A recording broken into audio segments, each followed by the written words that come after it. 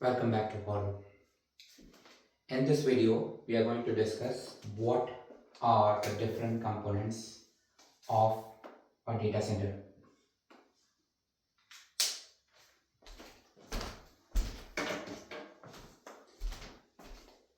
Now let's take an example of, of a smartphone app. Most of you have Amazon Shopping app installed on your smartphone, and we are using the Amazon Shopping app to shop for online purchase.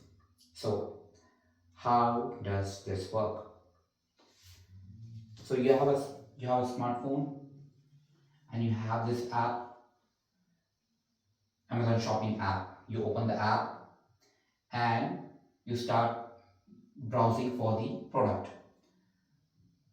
What happens is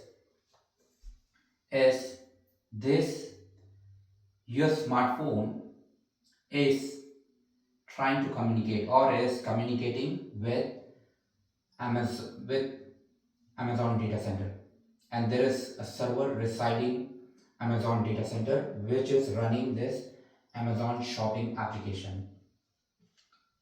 Okay, now for this server to give you a service, it need to be powered on. It need to have power, just like a smartphone. It is running on battery and you need to charge it.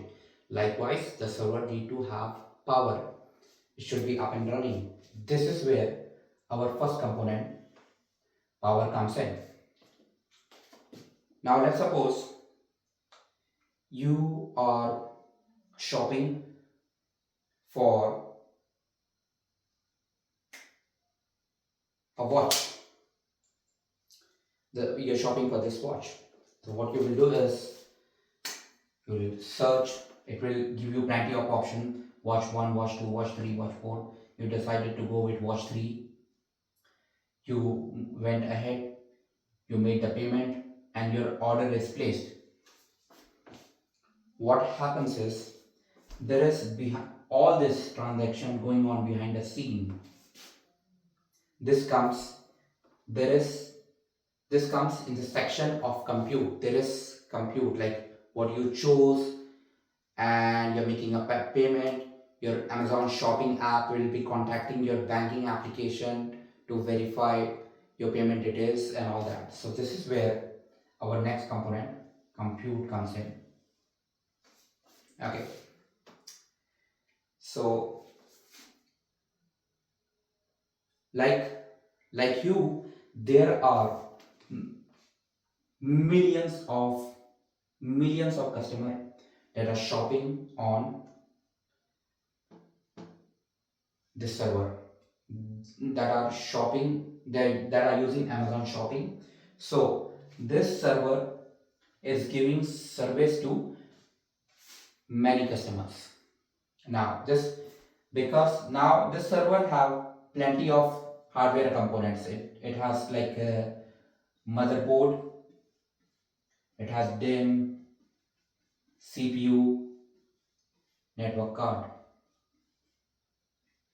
Now because of the usage, and it's used a lot, this server get heated,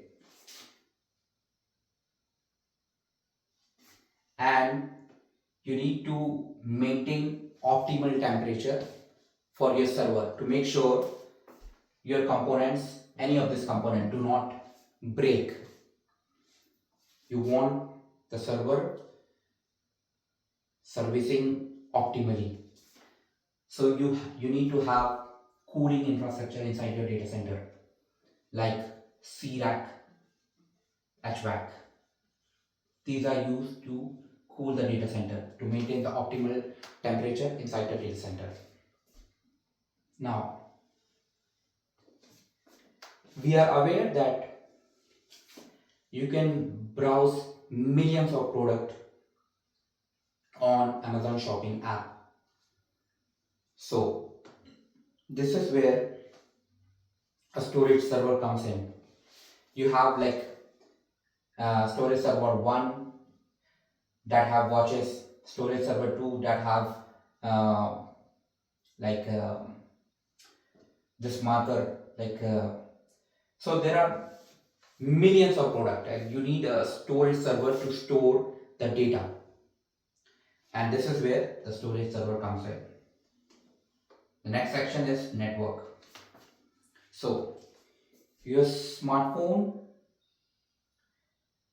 when your smartphone try to access the Amazon server, it is going through multiple devices.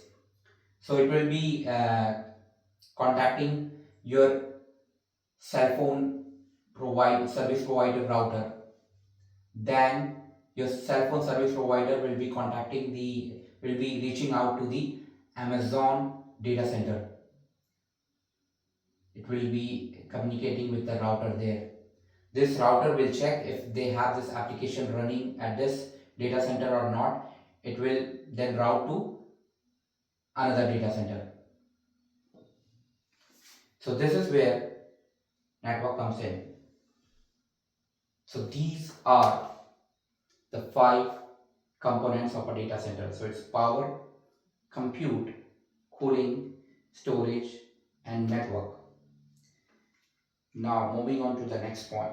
What are different roles or job opportunities in a data center? As you can see that my board is full, I need to clean it, I have to prepare the content. So I will go and prepare the content. You can take your time and write down in the comment section what are different roles or job opportunities in a data center. I'll see you later.